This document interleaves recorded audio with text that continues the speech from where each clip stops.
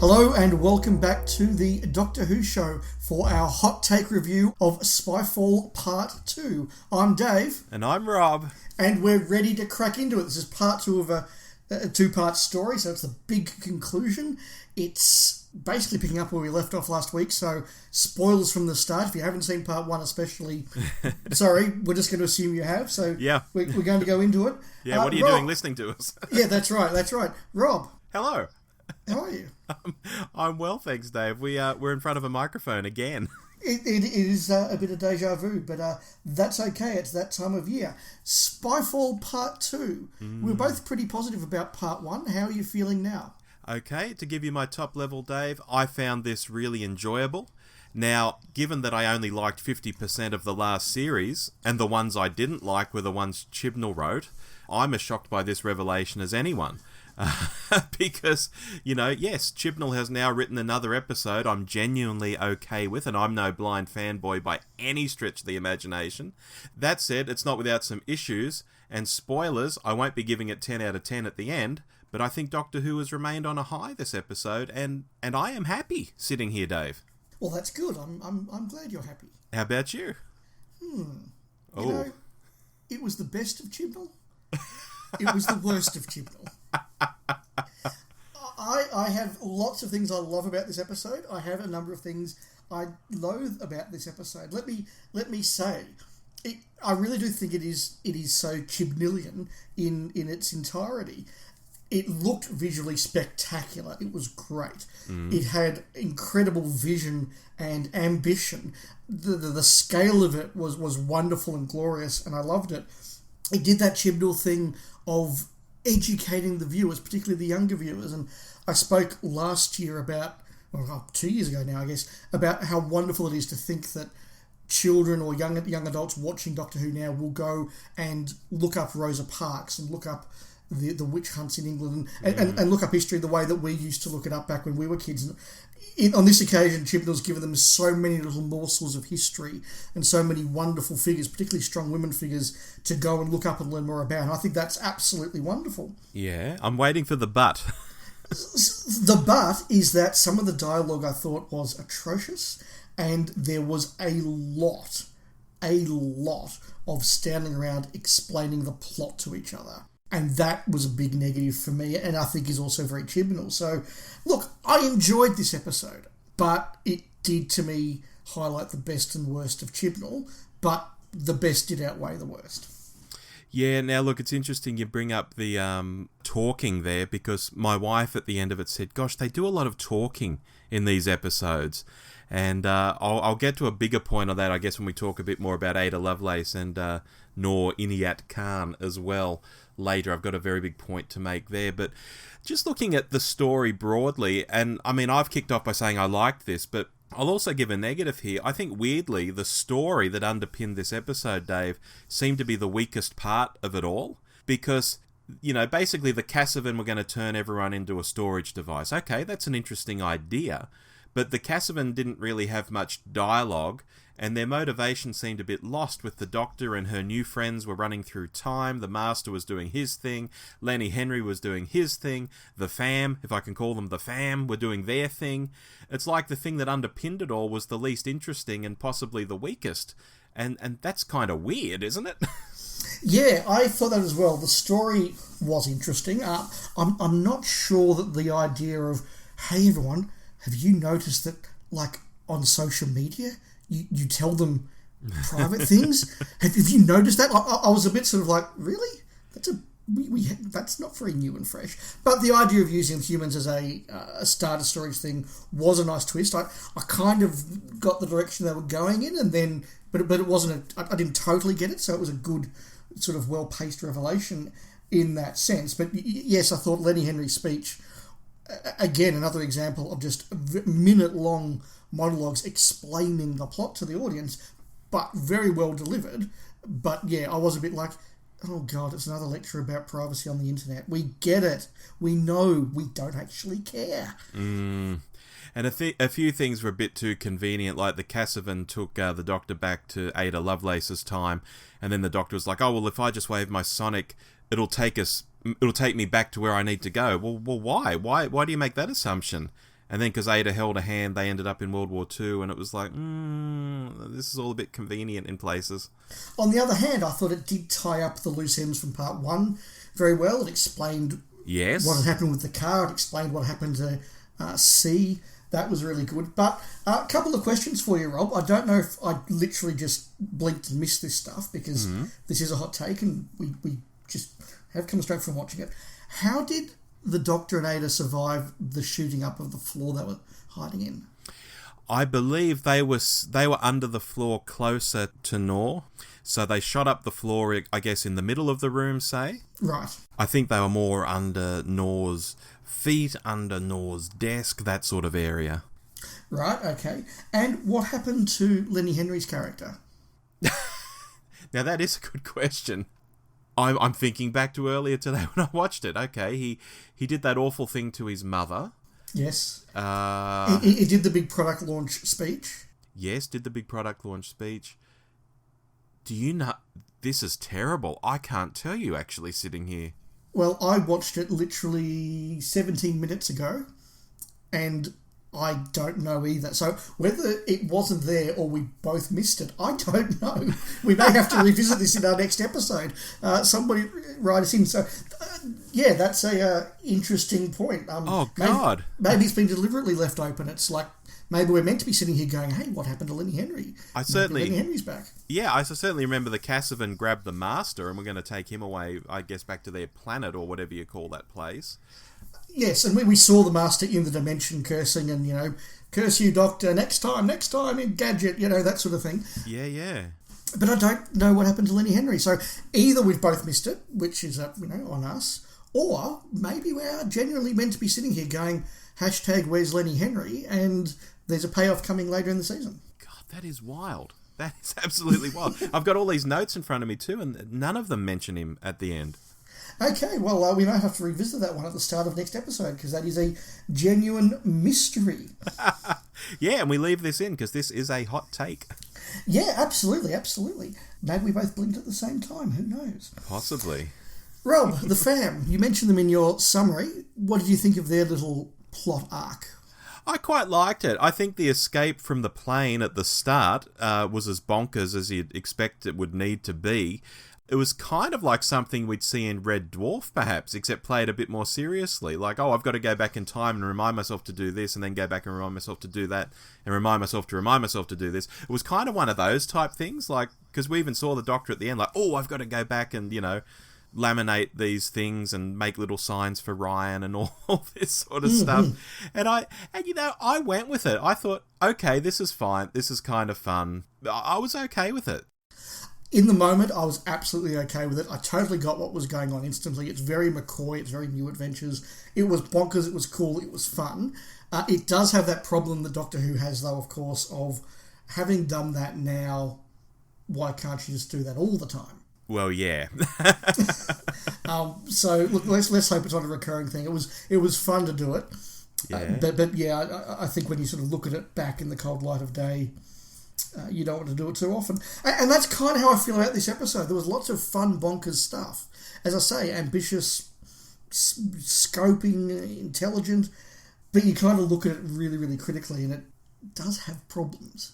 Yeah, look, before we get back to the fam, because I got points about all three of them, even these opening two parts, not just this episode, is kind of like the Rise of Skywalker of Doctor Who, insofar as J.J. Abrams throws so much at you in Rise of Skywalker, it just keeps moving. It's almost like, just look at this, now I'm doing this, now I'm doing that. Don't think about it too much. Here's another scene, here's something blowing up.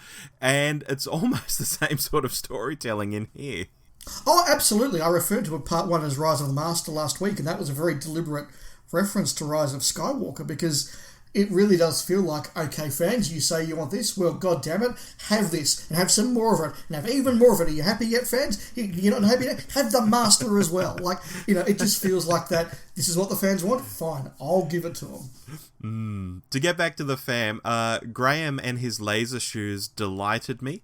Now, having said that, Dave, if they continue after this episode, I'll absolutely spew, especially if they disappear from the show and then reappear conveniently in the finale or something like that. But for this episode, they were so silly, and he played it for laughs with his soft shoe shuffle and all of that. I was fine. It's another example of how I went on the journey with this story, and it was nuts, but I didn't get bent out of shape about it. Maybe liking the Graham character helped a lot in that regard, but something like that, which maybe normally might have even put me off, I was like, yeah, okay, that's kind of fun. I'm exactly the same. I'm the sort of person that often would put off, and 9 out of 10 actors would have put me off, but that's the joy of Graham. He is such a natural and comfortable actor that you go with those moments, and that's a real credit to him. Yeah, agree. And Yaz and Ryan, I just made a brief note here that I felt they both melted into the background as much as each other in this episode. I felt that the audience was probably most interested in what the Doctor and her new companions were doing, plus what the Master was doing, plus what the Cassavan were about. And Yaz and Ryan were kind of like, oh yeah, they're there.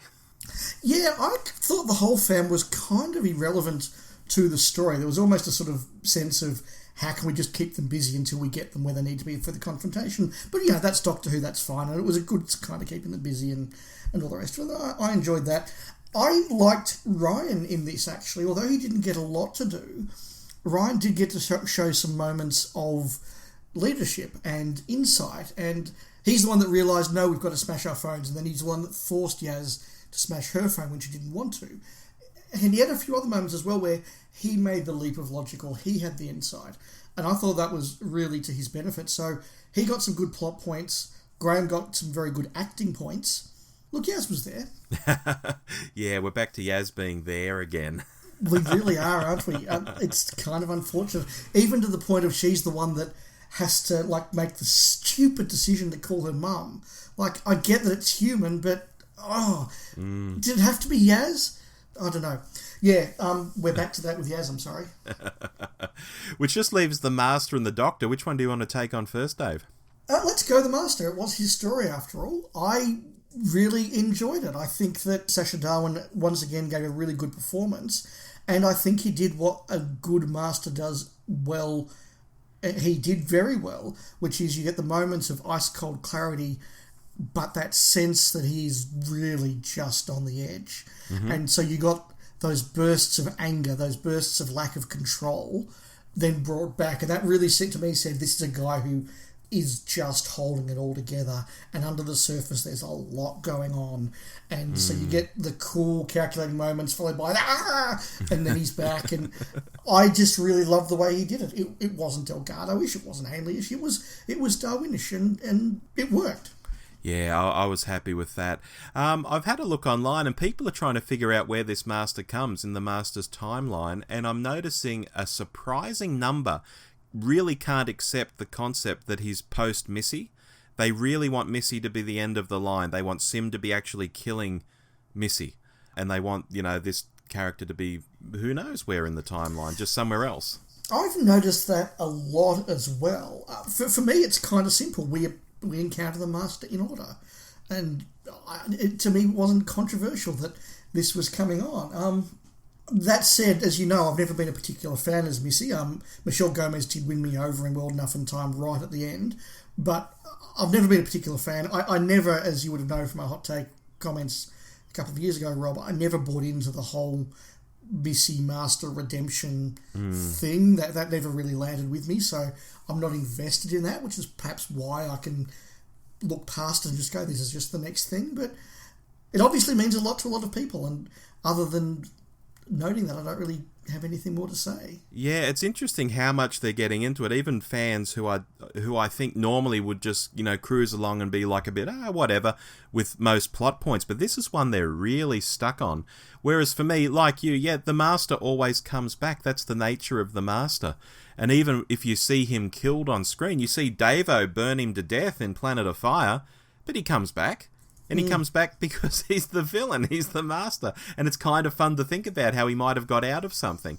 I'd much rather think about how Missy got out of that situation of lying there Did she even have blood coming out of her back, like pooling on the ground? Or I don't know about that. Or was it leaves falling down or something? She was really in a bad way. No, but wasn't she blasted? And it was John Sim she stabbed Sim and he blasted her? That's right. Sim got stabbed, she got blasted, and she was sort of lying there having a little chuckle and clearly dying on a ship that's about to be overrun with Cybermen. I'd rather think about how she gets out of that than just say, oh no, she died there, Sasha's before her, I find that really sort of weird and not interesting. Yeah, look, I get that if you're invested and really emotionally invested in the Missy arc, that this would be a disappointment for you. Kind of like if you were really invested in Darth Vader's arc, having his killing the Emperor being undone would be disappointing to you. Just to tie it all back to Rise of Skywalker. So I get it, but it's not something that worries me. Yeah. Something else in relation to the Master, and it does tie back into what we were talking about earlier in terms of this episode, tying up loose ends and also answering questions. I mean, he's in the SS uniform, Dave, and I thought, how is he doing this? These are like the uber fascists of the fascists. Why would they be accepting of a person of colour leading them? And then the episode answered it almost straight away, and I thought, thank you, you answered it with a line, which is something we often talk about on the show. Yeah, no, that stuff was very well done. So, yeah, I was very happy with the Master. The Doctor. I felt there was even more steel in her this week. I felt that this Doctor's really stepping things up. She feels different to last year to me. And her disbelief and anger at Gallifrey, which I guess we'll get to in a minute, being destroyed, seemed spot on to me. I'm really good with Whittaker this series. I was very impressed with Whittaker this episode, a lot more than I was last week, and I'm very pleased to be able to say that. Yeah, absolutely. I thought that Jodie was given some real moments to do some, in inverted commas, proper acting. Her dialogue with the Master at the top of the Eiffel Tower was really well done. As you said, her reaction to seeing Gallifrey and the way she played the character from then on, even when she was being a bit manic at one point, it was kind of like a forced manicness, like someone putting on a front, and I thought that was really cleverly done. So yeah, very good performance from Jodie this episode, possibly her best yet. Yeah. Look, I enjoyed her last episode as well, but I'm glad you're on board with this one because I think she was good. Next big talking point, I guess, is Gallifrey. Yeah, it's the elephant in the room, isn't it? I'm excited by this on a really basic level. Like, the Master has destroyed Gallifrey. Holy f***ing shit. That's massive. At the same time, however, I've always felt that Gallifrey, Time Lord history, is best, left alone and we don't go too deep into it. So, unless there's some wacky twist coming up, Chibnall might be really pushing things in a direction I don't want him to when we get there. I don't know, though. So, I saw a tweet about this a little bit earlier, and I honestly can't remember who it was from, so I apologise if it was you. But it compared this to the Ryan JJ aspects of the latest Star Wars trilogy, in that RTD said, right, we're not having Gallifrey, it's destroyed, it's gone. Moffat then says, hey, now we've sort of done that, let's play with this idea of Gallifrey coming back. And then you get to the next show and it's like, actually, no, Gallifrey's gone again. And it kind of, it's interesting because I know for a lot of fans, the caretakers or Tom Baker's speech at the end of Day of the Doctor was very profound, and that's meant to be setting up this whole thing of the Doctor's got to go on a quest and find the Gallifrey. And how does that all work if it's like, you will find Gallifrey and then the Master destroys it? That's the end. But in between that, we had Capaldi go there and just be rude to Rassilon, and yeah. And it was all a bit weird. Yeah, it was all a bit weird. I'm not quite sure what's being set up. I think I'm with you on reflection, Rob. It's going to depend on what the payoff is. Yeah, look, my biggest fear here, Dave, is that this timeless child thing is a Chibnall invention, and it better be pretty bloody amazing if it's going to change the way we think of Gallifrey and the Time Lords, because I think of stuff like the hybrid that Moffat tried to pull off. I was going to say exactly that. And that was just silly. And that was from a really masterful writer. So I fear that, with a writer with a slightly patchier track record like Chibnall, if he's going to try and do something that profoundly changes Gallifrey, I mean, the hybrid was just changing what we knew of the Doctor. This is changing Gallifrey and Time Lord society and all this sort of stuff. Jesus, I hope he's got a good idea in mind.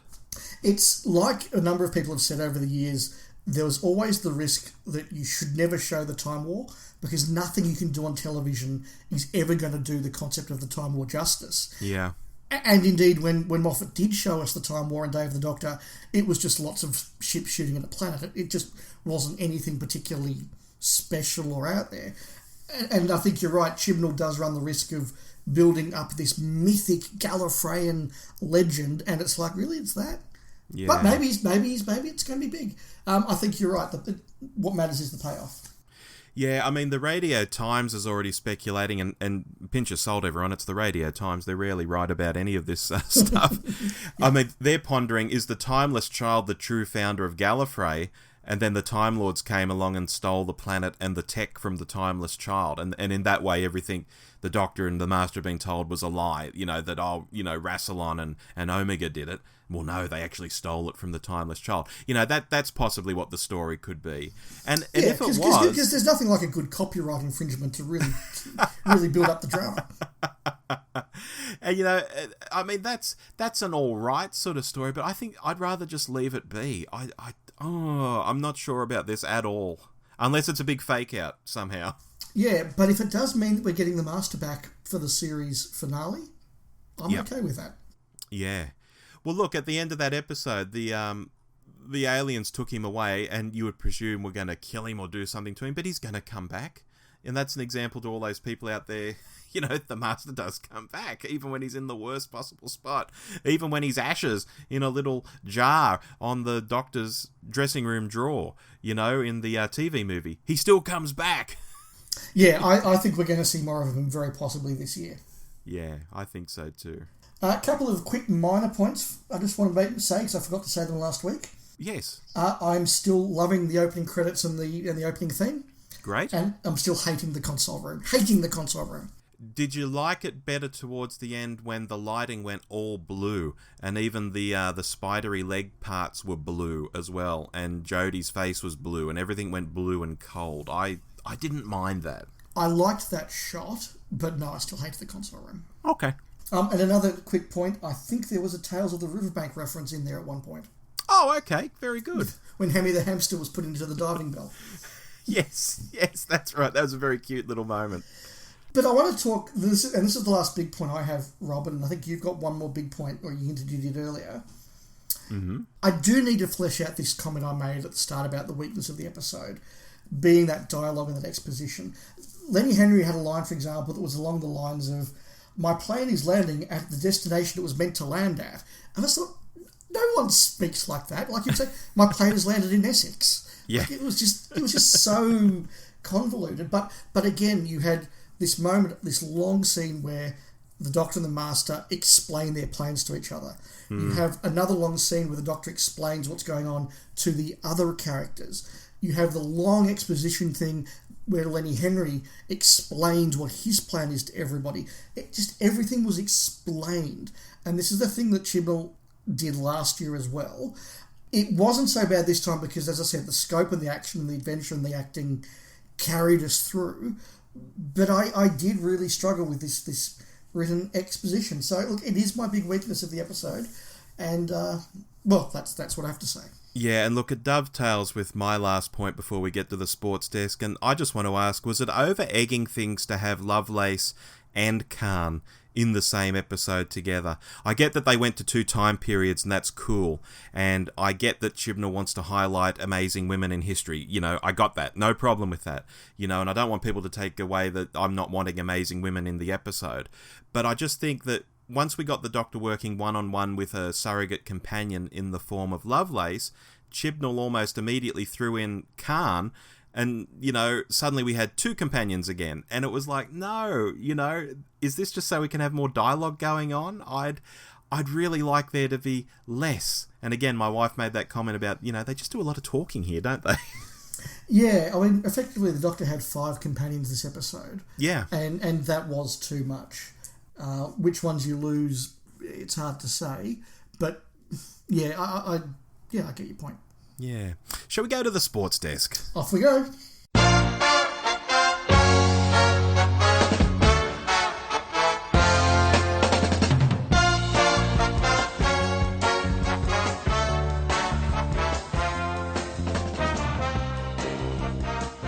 Okay, so here we are at the Sports Desk Day. We've cleaned it up a bit. It's not as dusty as last week.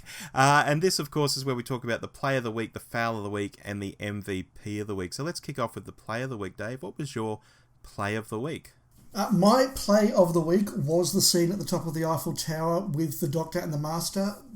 And I'm giving it the Play of the Week because of the way that those two actors, Jodie and Sasha, played off each other.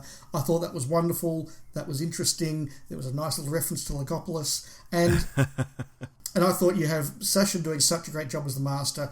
Jodie probably putting in the best performance I've seen from her yet. And so for me, that was my Play of the Week. I was going to say, I thought you'd like that Jodrell Bank line. Yes. My Play of the Week, Dave, is bringing Gallifrey back into the mix because it's very unexpected. That just hit me out of absolutely nowhere, and I think, despite reservations, I think it's got to be my Play of the Week. Excellent. So what's your Foul of the Week? Dave, my Foul of the Week is bringing Gallifrey back into the mix. So this is the first time I've given a play and a foul to the same thing. I am really, really scared at what could possibly happen here.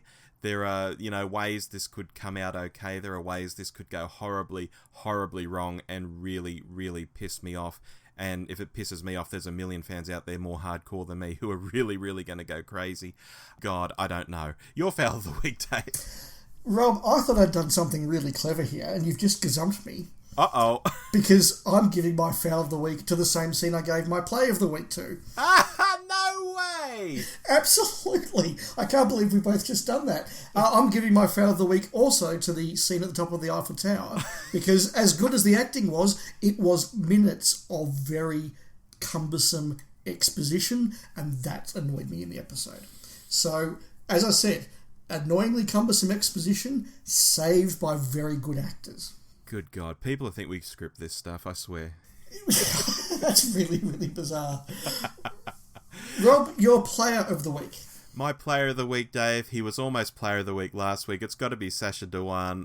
The Master didn't go full spinny and clappy in this episode, and mostly he was just really, really angry and shouty, and I thought this is a new take. Like you said, he's not Delgado, he's not Ainley, he's not Sim, he's not Gomez, he's his own Master. I was really happy with him. Fantastic. Bring him back. I like him. I like him a lot.